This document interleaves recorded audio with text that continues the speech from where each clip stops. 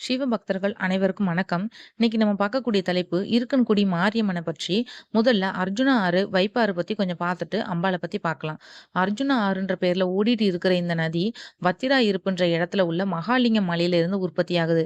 மகாபாரத காலத்துல பஞ்சபாண்டவர்கள் வனவாசம் போன சமயத்துல கரடு முரடான பாதையில நடந்து மகாலிங்கம் மலையடி வாரத்துக்கு வந்தடைஞ்சாங்க.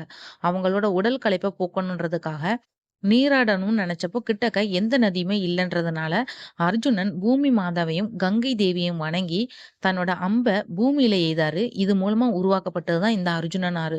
கோவிலோட வடக்கு பக்கத்துல அர்ஜுனன் ஆறு ஓடிட்டு இருக்கு. கோவிலோட தெற்கு பக்கமா ஓடுற வைப்பாறு ராமபிரானால உருவாக்கப்பட்டது. ராவணனை ஜெயிக்கிறதுக்காக தன்னோட படைகளோட ராமன் மேற்கு தொடர்ச்சி மலைக்கு வந்தாரு. இவங்க கடந்து வந்த பாதையில தங்களோட களைப்பை போக்கணுன்றதுக்காக உருவாக்கப்பட்டதுதான் அந்த வைப்பாறு.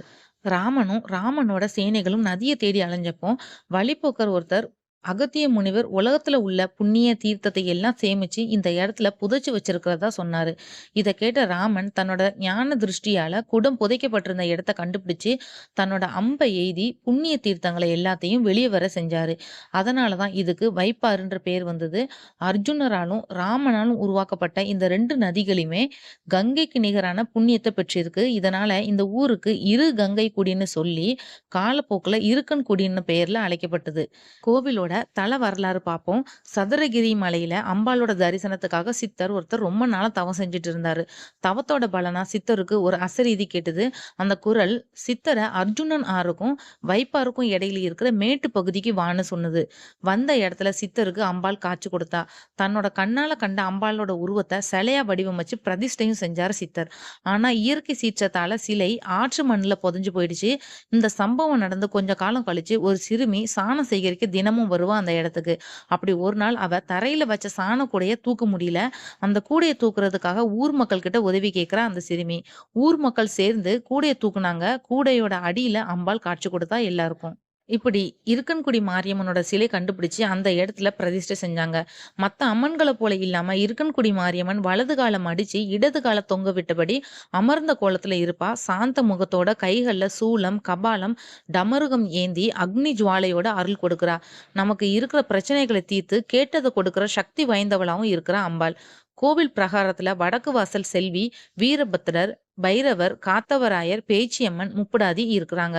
அம்பாள் இங்க சிவாம்சமா இருப்பா. அதனால இவளுக்கு எதிர நந்தி பகவான் இருப்பாரு.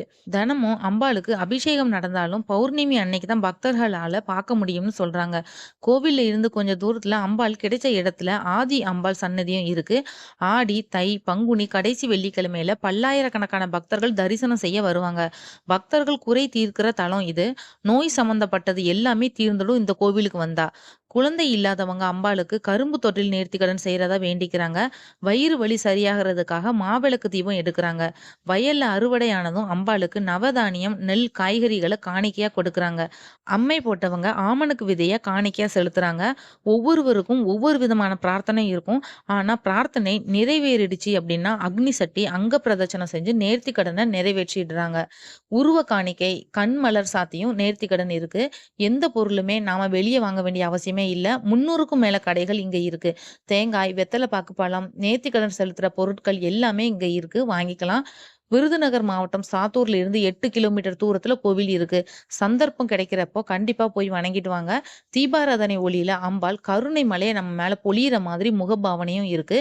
இந்த வீடியோ உங்களுக்கு பிடிச்சிருந்ததுன்னா மத்தவங்களுக்கும் ஷேர் பண்ணி விடுங்க. சப்ஸ்கிரைப் பண்ணாதவங்க மறக்காம சப்ஸ்கிரைப் பண்ணுங்க. அப்பதான் நான் போடுற வீடியோ உங்களுக்கு நோட்டிபிகேஷனா வரும். மற்றும் ஒரு நல்ல தலைப்புல நான் உங்களை சந்திக்கிறேன். நன்றி.